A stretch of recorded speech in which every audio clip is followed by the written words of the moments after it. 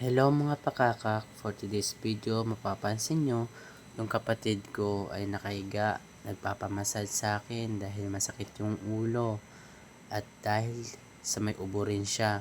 Iba na rin kasi yung panahon ngayon, from mainit going to rain. Iba-iba yung klima ng panahon ngayon, kaya uso talaga yung sakit, ubo, sipon. Galing rin talaga ako sa ubo at sipon. I think nahawaan ko siya. Ngayon, medyo okay na rin ako. Kaso nga lang yung kapatid ko namang babae, yung nahihirapan din dahil sa sipon niya rin. Actually, kahapon pa yan eh. Ngayon, nag-request siya sa akin magpamassage. Una ko na siyang minasage sa likod. Then, nagpamassage din siya sa ulo. Dahil alam kong masakit talaga sa ulo kapag palagi kang sinisipon tapos ubo ka ng ubo.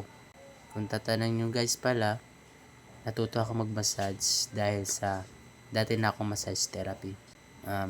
Naging massage therapy ako sa Show Boulevard. Matagal din ako doon. Then, yung mga natutunan ko, ina-apply ko na rin para sa mga kapatid ko, lalo na kung may karamdaman. Kagaya nito, malaking tulong to. Bali, 3 po kaming magkakapatid. Ako yung panganay.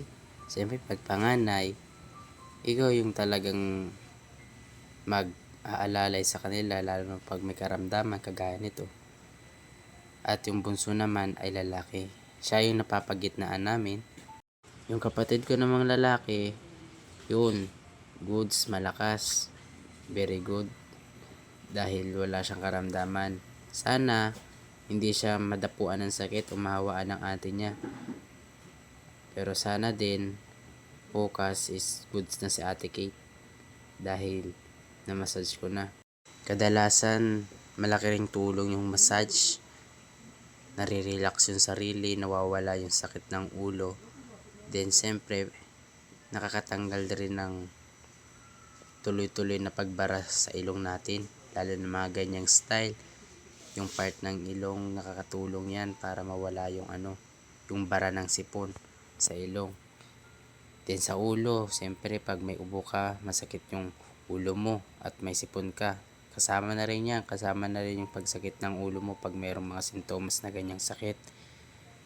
So papansin nyo, meron kaming kasamang ibang babae. Kaibigan yan ng kapatid ko na babae. Which means yan ang minamassage ko. Then ayan na, nakatulog na siya. Medyo napatagal yung massage ko at napasarap yung pagmamassage ko. Kaya yan, result nakatulog.